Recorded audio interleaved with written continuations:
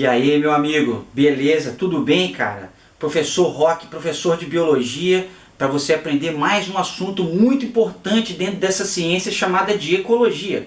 Lembra que a ecologia ela estuda a relação dos seres vivos com o meio ambiente, e na aula de hoje nós vamos falar uma matéria muito importante dentro da ecologia e muito cobrada em provas de concurso e vestibular.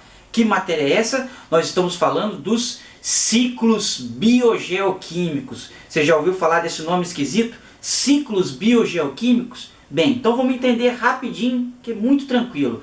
Os ciclos biogeoquímicos é uma parte da ecologia que procura estudar como que alguns elementos circulam do meio abiótico, ou seja, do ar, da água e do solo, certo? Para os seres vivos e como esses elementos eles são devolvidos para o ambiente. Não entendeu? Então preste atenção. Os ciclos biogeoquímicos, eles estudam como que alguns elementos eles passam do ambiente para os seres vivos e como esses elementos são devolvidos para o ambiente novamente, certo? Bem, então preste atenção no conceito, ó, ciclo. O que é um ciclo? É uma coisa, né, que vai começar e terminar, e você sabe muito bem. Bio significa vida, geo significa terra. Então é como que alguns elementos químicos eles vão do ambiente para os seres vivos e são devolvidos para o ambiente novamente. Entendeu? E dentro dos ciclos biogeoquímicos, nós aprendemos principalmente o que mais é cobrado em vestibular e prova são 4 tipos de elementos, que é a água, o ciclo da água, o ciclo do carbono, o ciclo do oxigênio e o ciclo do nitrogênio, beleza? Mas nesse primeiro momento, nós vamos começar falando sobre o ciclo da água, certo? Muito bem, você já aprendeu aqui comigo, né, na aula sobre poluição da água, que a água é uma substância muito importante para a vida no nosso planeta, né? Essa substância formada por 2 átomos de hidrogênio e 1 átomo de oxigênio é fundamental para formar a estrutura dos seres vivos, já que você é cerca de 70% de água. E uma característica muito interessante é que essa mesma proporção de água se encontra no nosso planeta. Ou seja, nosso planeta é formado de 70% de água, certo? E muita gente acha que a água do nosso planeta vai acabar. Não vai acabar. O que vai acontecer? O nosso planeta não perde nem ganha água. A água fica circulando através desse ciclo biogeoquímico que eu vou explicar para você agora, certo? Então é o seguinte, vamos entender como que a água circula no planeta primeiro. Você sabe muito bem que boa parte do nosso planeta é formado de água. Eu acabei de falar, cerca de 70%. E essa água se encontra, na maioria das vezes, no estado líquido, certo? Então, o que acontece? Através da radiação solar, essa água em estado líquido, ela muda de estado para o estado de vapor, né? Um processo conhecido como evaporação, você sabe disso, certo? Então, a água ela vai mudar de estado físico, virando vapor e indo para as camadas mais altas da atmosfera. Chegando lá nas camadas mais altas da atmosfera, ela vai encontrar uma temperatura menor. E essa água em estado de vapor vai passar novamente para o estado líquido, que é um processo conhecido como condensação. Quando você olha para o céu e vê as nuvens, o que são as nuvens? As nuvens são gotículas de água, certo? Então, ó, evaporação, passagem do estado líquido para o estado de vapor, e condensação, a passagem do estado de vapor novamente para o estado líquido, que acontece nas camadas mais altas da atmosfera. E quando essa grande quantidade de água se acumula lá na atmosfera da Terra, ela vai cair para o solo de novo através de um processo chamado de precipitação, que é a chuva que você conhece, certo? A precipitação. Então, nós entendemos aí, a precipitação ela acontece na maioria das vezes em forma líquida, que é a chuva normal que você conhece. Só que em algumas regiões muito frias, essa precipitação pode acontecer através de granizo ou através de neve, beleza? Isso depende muito aí do local, onde está acontecendo a precipitação e determinadas condições naturais, beleza? Então essa água caindo em forma de chuva ou de neve, de granizo, o que vai acontecer? Ela vai voltar a fazer parte dos oceanos, dos rios, dos lagos, certo? Mas ela também pode penetrar no solo, um processo conhecido como infiltração da água, formando os chamados de lençóis freáticos, que é uma água subterrânea, certo? Que é captada aí por muitas pessoas que não têm rios, e água próximo, né? Então você vai ter um lençol freático, que é uma água subterrânea. Isso daí você já deve saber como que a água circula no nosso planeta. Mas o que você estuda nos ciclos biogeoquímicos é como que a água circula no planeta, entra dentro dos seres vivos e é devolvida para o planeta.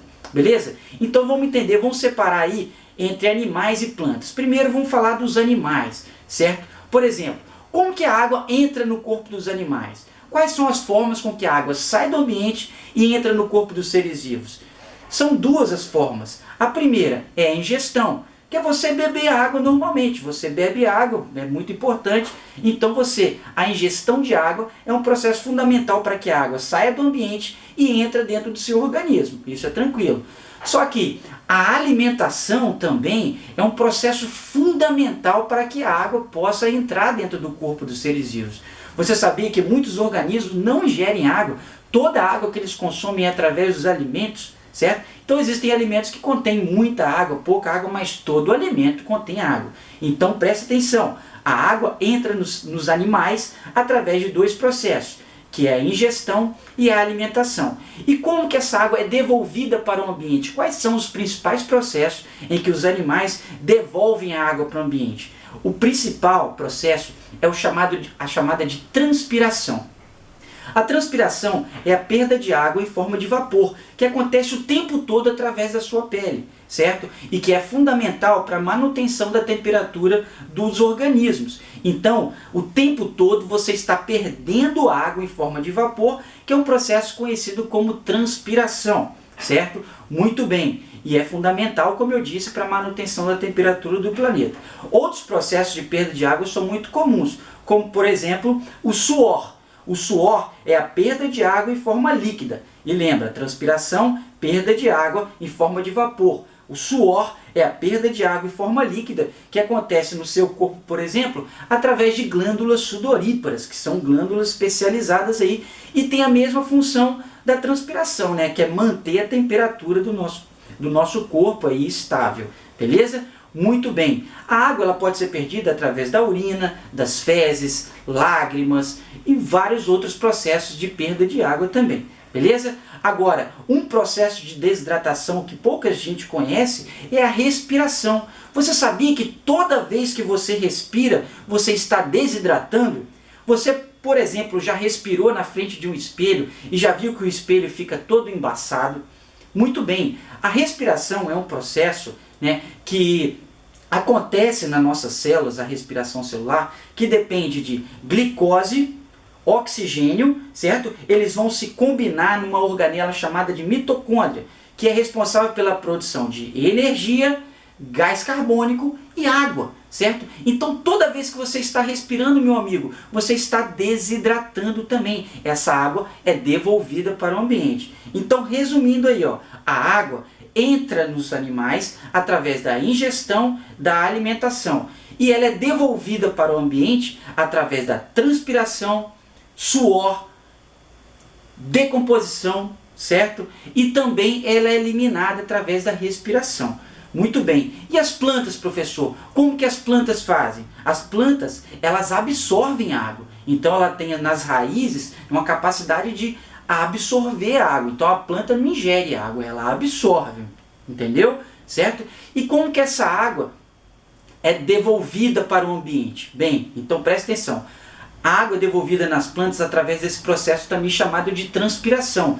Nas folhinhas lá das plantas existem células especializadas chamadas de estômatos. E essas células chamadas de estômatos, elas vão se abrir e vão fazer com que a planta ela perca a água através da transpiração. Beleza? Então, as plantas também transpiram igual os animais. Só que a planta não tem pele. A transpiração acontece através dessas células especiais chamadas de estômatos. Certo? Muito bem. E as plantas elas podem perder a água de forma líquida também, através de um processo conhecido como gutação. A gutação acontece em algumas plantas, principalmente nas primeiras horas da manhã, onde você percebe que na superfície da folha existem estruturas especializadas para eliminação dessa água no estado líquido, certo? Então as plantas absorvem a água através das raízes e perdem água através da transpiração, que acontece através dos estômatos, e através da gutação, que é a perda de água em forma líquida. Entendeu, meu amigo? Então presta atenção, os ciclos biogeoquímicos, eles estudam isso, como que alguns tipos de elementos entram e saem dos organismos, como que eles vão fazer esse ciclo, certo? Do meio biótico para o meio abiótico. E na aula de hoje nós falamos sobre o ciclo da água, que é um ciclo muito importante, beleza? Espero que você tenha entendido um pouquinho sobre o ciclo. Depois você vai assistir o ciclo do carbono, hidrogênio, do carbono, do oxigênio e do nitrogênio que eu vou preparar para você. Beleza? Ciclo da água, professor Roque Alves, ciclos biogeoquímicos, espero que você tenha gostado. Dá um like aí se você gostou, dá uma força pra gente. Falou? Até mais, meu amigo. Tchau!